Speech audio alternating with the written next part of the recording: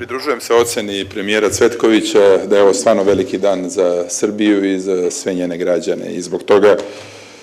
hoću da čestitam građanima Srbije, bez čije volje, bez čije odluke ne bi bilo ni mogućnosti da naša zemlja, naša država podnese kandidaturu za članstvo u Evropskoj uniji.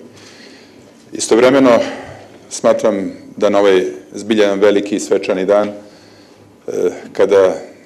ne samo otvaramo mogućnosti da Srbija i konačno postane članica Evropske unije, kada otvaramo mogućnosti da pristupimo i razvojnim fondovima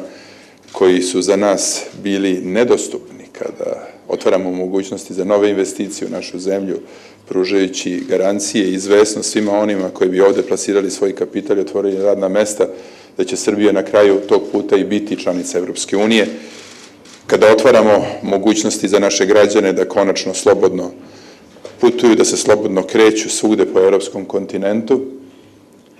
Smatram da je veoma važno čestitati i zahvaliti se svima onima koji su doprineli otvaranju novih mogućnosti i